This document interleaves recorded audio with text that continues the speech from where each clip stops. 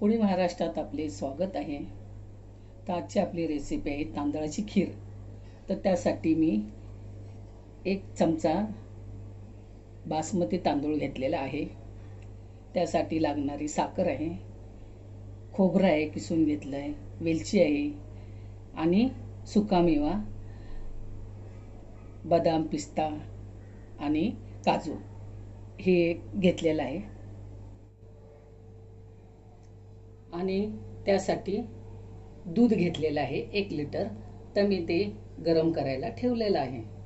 आता तांदूळ वाटून घेऊया।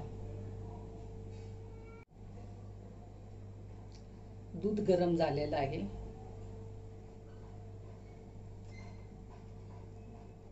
तर हे आपण आता वाटलेले तांदूळ हे आपण दुधामध्ये टाकूया आता। तर हे आपल्या आवडीप्रमाणे आपल्याला कुठलं तांदूळ घ्यायचं आहे ते घ्यायचं।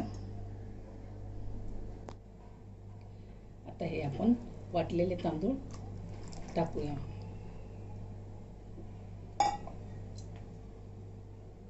त्यानंतर ही साखर ही घालूया।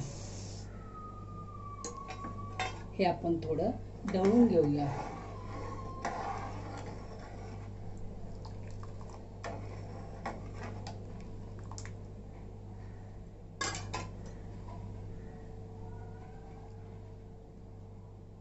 हे आपण वेलची टाकूया।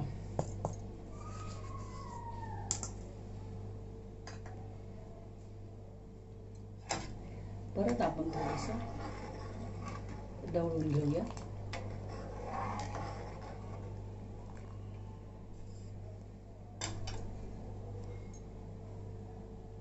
थोडे आपण ते तांदूळ वाटलेले थोडंसं शिजले पाहिजेत। आपली खीर म्हणजे व्यवस्थित होईल।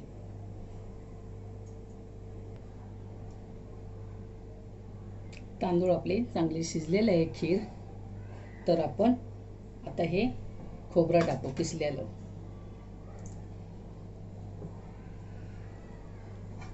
थोडं आपण खीर अजून ढवळून घेऊ चांगली।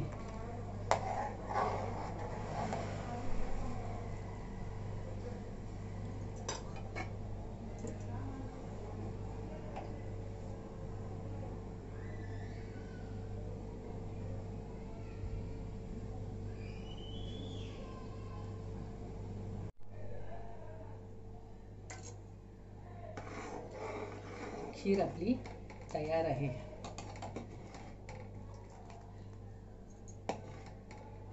खीर तयार झालेली आहे। तर आपण हा सुकामेवा त्याच्यात टाकू।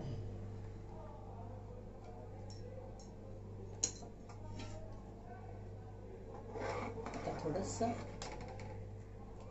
5 मिनिटं वाट बघू। आपली खीर तयार आहे।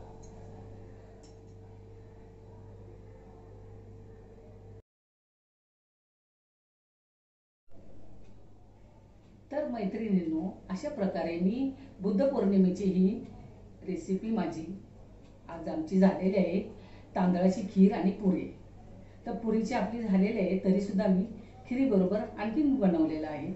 तर तुम्हाला आमचा व्हिडिओ हा कसा आवडला, आमची रेसिपी कशी आवडली, आमच्या कमेंट बॉक्समध्ये कळवा। आणि आमच्या असेच नवीन तुम्ही व्हिडिओ पाहत राहा। लाईक करा, शेअर करा, सबस्क्राइब करा। तुम्ही आमची रेसिपी पाहिल्याबद्दल धन्यवाद।